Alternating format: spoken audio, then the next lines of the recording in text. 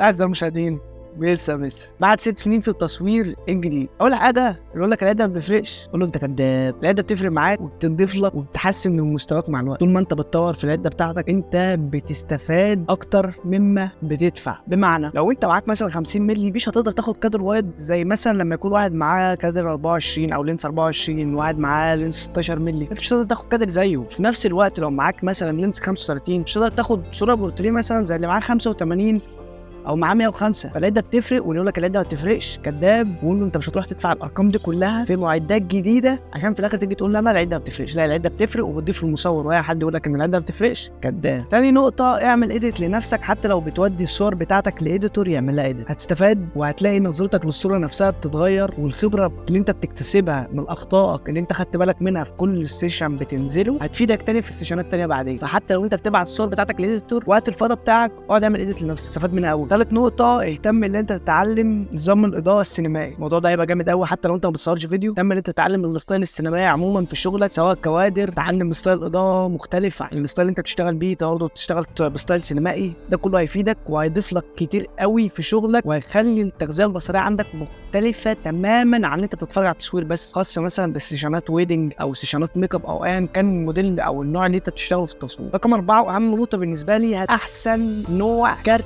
ميموري تستخدمه للكاميرا بتاعتك. الحاجه الوحيده اللي ما ينفعش تسترخص فيها ابدا كارت الميموري، لان ده اكتر حاجه هتضرك في شغلك. انت اتفرج على ناس كتير مختلفه، دور على اليوتيوب على اجانب اتفرج عليهم هتستفاد جدا، اقعد وشوف ايه اللي بيحصل، وفي مليون في المية في معلومة هتوصلك أو تركات هتوصلك كده أنت ما كنتش عارف عنها حاجة. بعد كده نوع في ستايل الشغل بتاعك من ناحية الألوان والكادرات. بمعنى خلي دايما عندك اختلاف عن الشغل بتاعك القديم، بس ما تخليش كل السيشن اللي انت عملته لعميل واحد يكون مختلف. يعني ما تعملش السيشن كامل مختلف عن بقيه شغلك، بالعكس انت مثلا تاخد منه جزء بسيط تعمله مختلف عن شغلك بالنظام الجديد اللي انت عايز تعمله، وتعمل جزء بالنظام القديم اللي العميل جاي لك عليه، بشرط ان هو جاي اصلا عايز منك ستايل معين اللي انت مثلا حاطط بيه على البيج بتاعك، هو جاي لك عشان الستايل ده. فانت ما تحاولش تبقى مختلف كل السيشن كامل، بشرط انه ممكن ما يعجبوش، هو جاي عايز الستايل بتاعك ده، انت اعمل كده وحاول تختلف في كام صوره كده او تطور في الوانهم وفي شكلهم وفي كادراتهم، بشرط ان انت توري الناس انت بتعرف تعمل ايه تاني. وممكن يجي لك عملاء مختلفين اصلا عن اللي كانوا بيجوا لك على الشغل القديم بتاعك. اخر حاجه اقولها، اخرج دايما عن المألوف، اتفرج على ناس مختلفه، اتفرج على كل الستايل اللي عجبك واللي ما بتعجبكش،